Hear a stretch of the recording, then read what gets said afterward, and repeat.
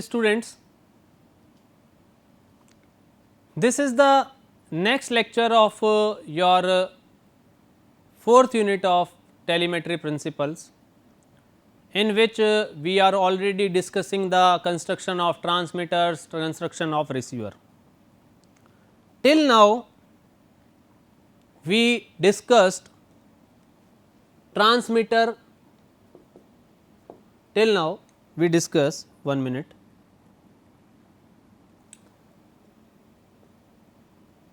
We discuss the transmitter part. In transmitter circuit, you can use modulation, amplification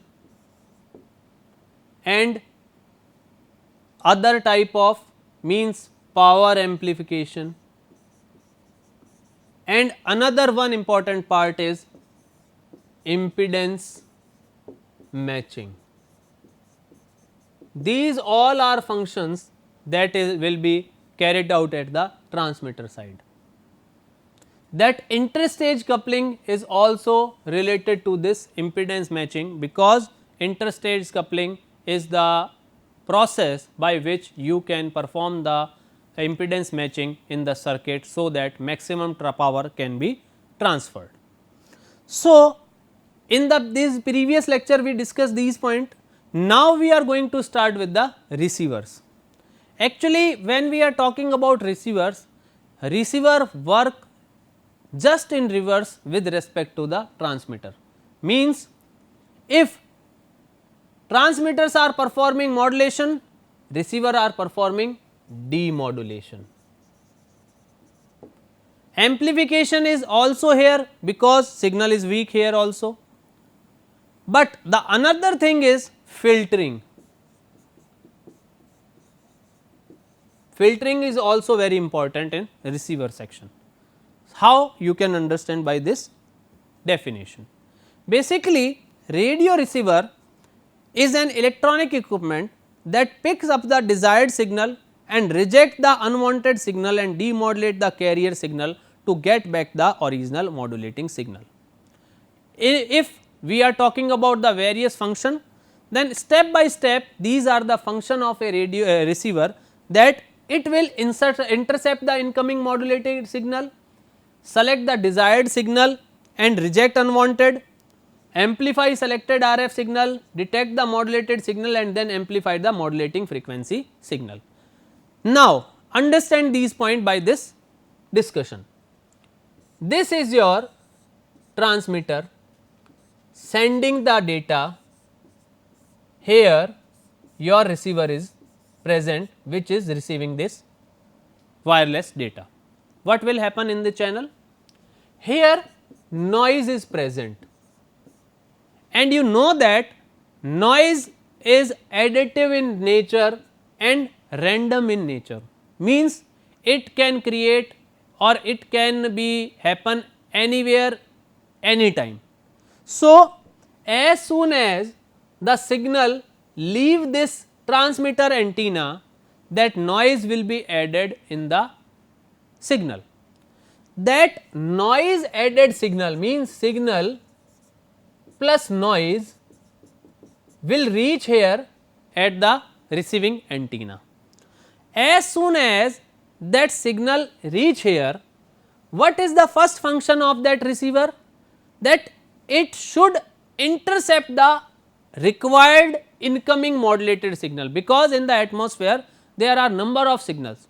Some signals are required for this receiver, some are unwanted for them. That is why it is required that receiver should intercept the desired modulated signal which it is required. Then that signal also have the noise. That is why that noise is a unwanted signal that should be rejected and the desired signal has to be selected. This is also the function of the receiver. Then you know that selected desired signal is weak RF signal. That is why amplify that selected RF signal, that is also the function of the receiver. Then detect the demodulated signal, means that desired signal have to be demodulated by using the demodulator. By this way we will recover back the original modulating signal. Now this recovered original modulating signal is also amplified before further processing.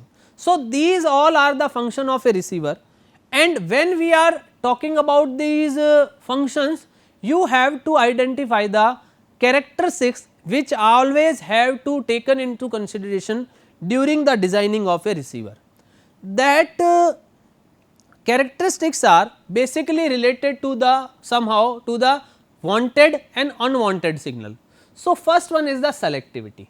What is that selectivity? Basically selectivity is a measure of a receiver ability to separate received signal.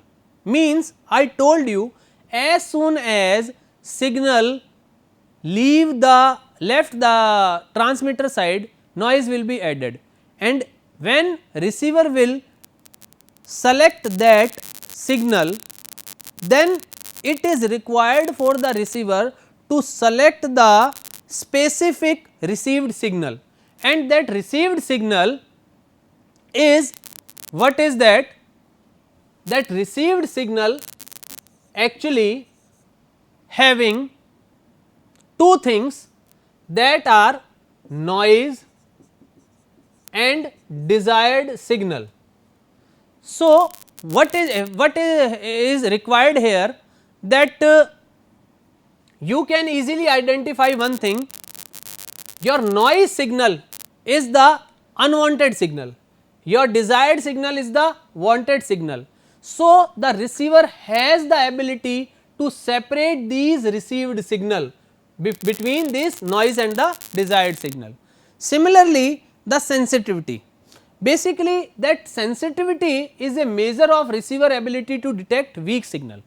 As you know that all these signal are coming from the various sensors.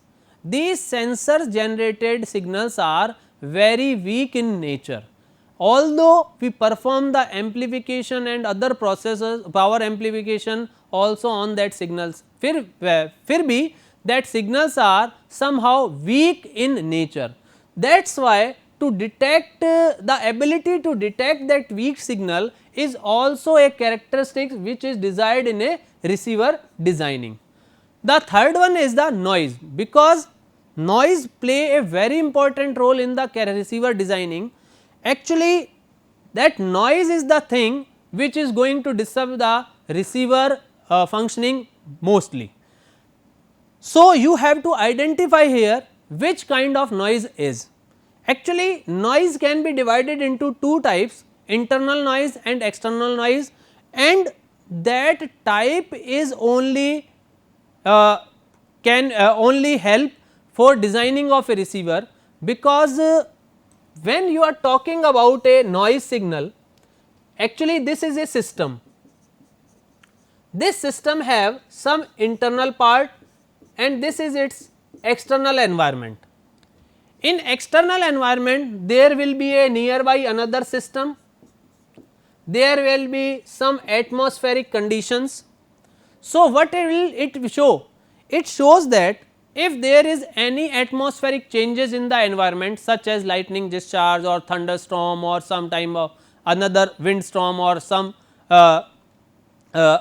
hailstorm is there, that will create noise or attenuation or path loss in the signal, that is cause of external noise. Similarly, if there is a another system present in the outer environment that is creating some kind of electromagnetic waves, that will also create EMC and EMI, means electromagnetic coupling and electromagnetic interference. That electromagnetic interference will also act as a noise signal. So, these kind of noise is known as external noise, but when we are talking about the internal noise, this is your system which is going to receive the data. It means for the designing of a receiver, you are going to use some kind of components to design various part of a receiver, such as modulator, such as filters, such as amplifiers. Each filters, amplifiers that demodulators are having basic components such as transistors, diodes, inductor, capacitor, all these devices. These devices have some linear and non-linear characteristics, and that non-linear characteristics create some kind of noise. It means some kind of noise is also created in the internal part of the system, and that will also creating the noise. So, you have to select the various component of a receiver in such a way, so that this internal noise can be also minimized. So, these are the basic characteristics which always taken into consideration during the designing of the receiver. Then as per these receiver characteristics and the discussion, we have various classification of the receiver. First one is the classification depends upon the application. First one is AM receiver.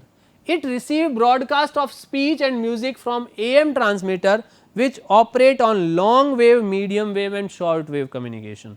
Then FM receiver, that receive the broadcast program from FM transmitter which operate in VHF and UHF band. Similarly, communication receivers, that communication receiver used for reception of telegraph and the short wave telephone signals. Similarly, television receiver that are used to receive television broadcast to VHF or UHF band, and radar receiver used to receive radio detection and ranging signal, and as per this discussion these receiver classified into these type, that can be more also. And then the next classification that depends upon the fundamental aspect, that fundamental aspects are tuned radio frequency receiver and the super heterodyne receiver. Basically in this lecture we are going to concentrate both on these type of receiver, because tuned radio frequency receiver is the very first radio receiver which you are utilizing till date. Now you can understand this tuned radio receiver by this example. You all have transistor at your home or FM radio at your home. If you know that is a tuned radio frequency receiver, how it is working?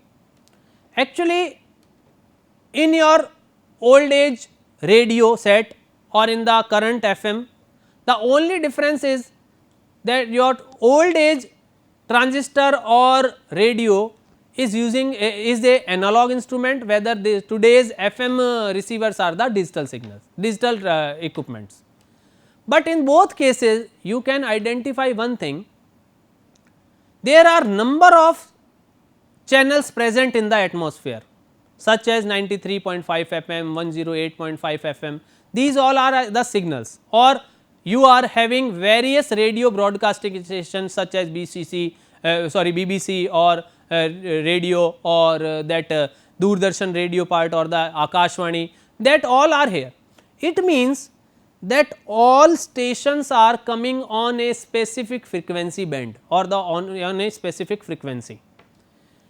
You have a system, that system components and the all demodulator circuit and the filters and amplifiers are designed in such a way that they will work on a specific frequency range.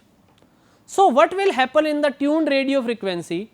You have a tuning probe, you can adjust the incoming frequency and match that incoming frequency with the circuit frequency on which the circuit operates by the tuning process, that is called tuning, means when you are making the adjustment between those frequencies.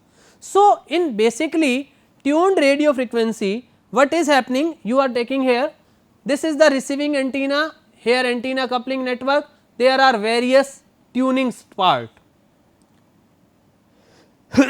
Sorry, the tuning part is basically performing the tuning in the circuit. So, you can identify by this tuned radio frequency circuit that is composed of RF amplifiers and detectors. Why these RF amplifiers and detectors are required? Basically RF amplifiers are used here for the radio frequency amplification, where detectors are used to perform the tuning part. There is no frequency conversion process. Here you are taking that frequency, tuning the complete system as per the radio frequency and then performing.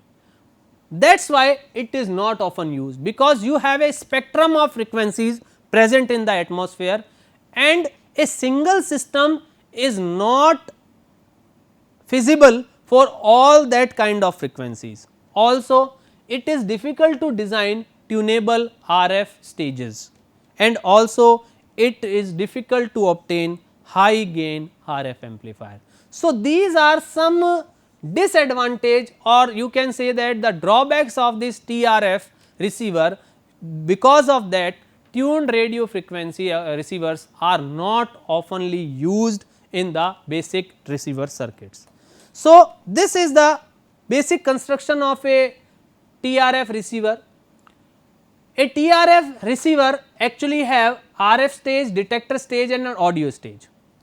This RF stage is responsible for the tuning. That detector stage is responsible for the demodulation or recovering back the original signal, and audio amplifier part is basically required for the amplification of the desired recovered back signal. For the tuning part, you have a receiving antenna.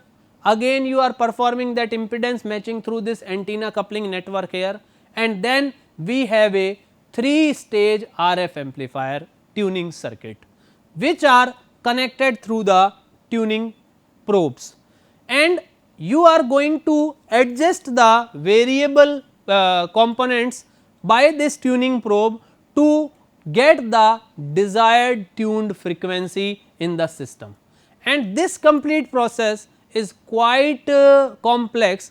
Because of that, tuned radio frequency receiver are not used widely used in the system.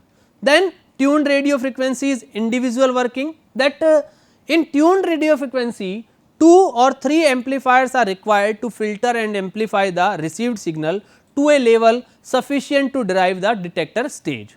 Then the RF section receiver is the receiver front end, and it is used to detect the signal, band limit the received RF signal and amplifying the received RF signal. Then the AM detector that demodulate the AM wave and convert it into the original signal, and the audio section which amplify the recovered signal. So, this is about the tuned radio frequency receiver. So, as per the discussion previous, the advantages of TRF are that TRF receiver are simple to design and allow the broadcast frequency between 535 kilohertz to 1640 kilohertz, and they are highly sensitive. These are the advantages of the TRF, but there are disadvantages also, that such as higher frequency it produce difficulty in design, because at the higher frequency you have a wide spectrum of the frequency range, and because of that wide frequency range it is not easily tuned for the various frequencies. Similarly, it is also a poor audio quality. Then also instability, because due to high frequency multi-stage amplifier are susceptible to breaking into oscillations, means the specific oscillation will start into the high multi-stage amplifier, that will cause the instability in the receiver. Also, the gain of RF receiver is very high, so a small feedback from output to input with correct phase can lead to oscillation. Actually, this is the reason of this oscillation, that is why these tuned radio frequency receivers are not quietly famous in the today's scenario. Now, the correct phase means a positive feedback, and it take place due to the steric capacitance, and also the reactance of the steric capacitance decreases the higher frequency, resulting in increased feedback, then forcing the device to work as an oscillator instead of a amplifier. That is the main disadvantages of this TRF. So, then the second is variation in bandwidth. The bandwidth is inconsistent and varies with the center frequency when tuned over a wide range of input frequency. Also, as the frequency increases, the bandwidth increases, thus the selectivity of the input filter changes over any appreciable range. Similarly, because of this variation in bandwidth, it has also poor selectivity and the gain are not uniform over a wide frequency range due to the high frequency abilities to select desired signal is affected. So, these all are the disadvantages of the TRF, and to remove that TRF disadvantages, super heterodyne receiver came into the picture. Basically, this super heterodyne receiver work on then basically super het function. So, the shortcoming of the TRF receiver are overcome by using super heterodyne receiver, in which heterodyne is to mix two frequency together in such a non-linear device or to transmit one frequency to another using non-linear mixing. What is also known as frequency conversion, high frequency down converted to the low frequency. So, a super heterodyne receiver convert all incoming radio frequency signal to a lower frequency which is known as intermediate frequency. So, this is the super heterodyne receiver diagram. You can see here there is a antenna, here is a pre-selector and there is a RF amplifier. This is the RF section of the super heterodyne receiver. Here this is a mixer where you are going to convert the high frequency into the intermediate frequency. How it is going to be achieved? That there is a ganged tuning. That ganged tuning is basically maintaining the tuning between this local oscillator and the pre-selector of the receiving signal, and that local oscillator is going to generate the desired frequency, so that this mixer or converter section can generate a intermediate frequency by subtracting the local oscillator frequency from the receiving frequency. So, at the intermediate frequency what will happen? You can see here, for a wide range of frequencies always this intermediate frequency will be fixed. That is why for designing the remaining circuit for this a single frequency is quite easy, and that is why super heterodyne receiver is quite famous in these days. So, the another sections are intermediate frequency section and then the audio detector and audio amplifier, same as the previous one. So, here you can see that in RF section it consists of pre-selector and a amplifier. Pre-selector is a broad tuned band pass filter with an adjustable center frequency used to reject unwanted signal radio frequency signals and to reduce the noise bandwidth. Also, this RF amplifier determine the sensitivity of the receiver and a predominant factor in determine the noise figure for the system. Then the mixer converter section, that is going to down convert the signal. Actually it consists of a radio frequency oscillator and a mixer. Choice of oscillator depend on the stability and the accuracy desired, and mixer is a non-linear device that convert the radio frequency to intermediate frequency, that is actually known as heterodyning function, and that is going giving the name this heterodyne receiver. The shape of the envelope, the bandwidth and the original information contained in the envelope remains unchanged, although the carrier and the sideband frequencies are translated from RF to IF, means radio frequency to intermediate frequency. Now, intermediate frequency section, it consists of a series of IF amplifiers and band pass filter to achieve most of the receiver gain and selectivity.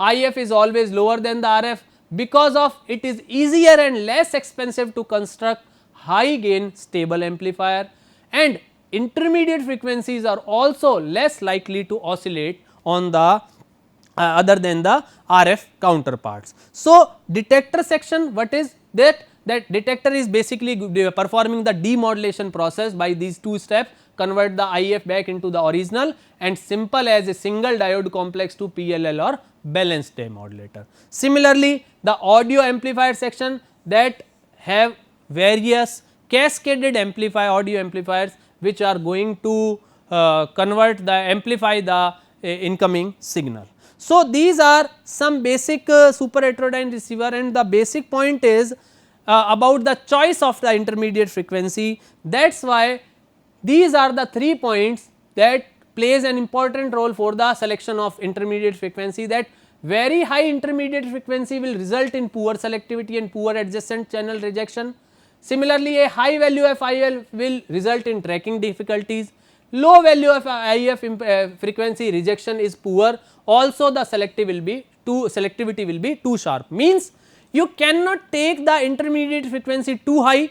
You cannot take the intermediate frequency too low, because at too high it have poor selectivity, but at too low values it will be too sharp to cut off the sideband. So, always you have to take the intermediate frequency, so that stability as high frequency is down converted to IF reactance of stereo capacitance will not decrease as it was at higher frequencies, resulting in increased feedback. That same problem was generated at TRF of stereo capacitance, due to that oscillation was there in the RF amplifiers. That is why this selection of intermediate frequency always also solve this drawback. Then no variation in bandwidth, as intermediate range between 438 to 465 kilohertz in case of AM receiver, and mostly 455 kilohertz appropriately for Q limit, means quality factor of 120. Also, it has a better selectivity, as no adjacent channels are picked up due to the variation in the bandwidth. So, this is all about the transmitter and the receiver circuits, as we discussed in this telemetry part. So, in the next lecture we are going to basically concentrate on the next part of this signal system, that is antenna, because antenna is always associated with the transmitter as well as the receiver. So, in the next lecture we will concentrate on antenna fundamentals and the types. Till then, thank you.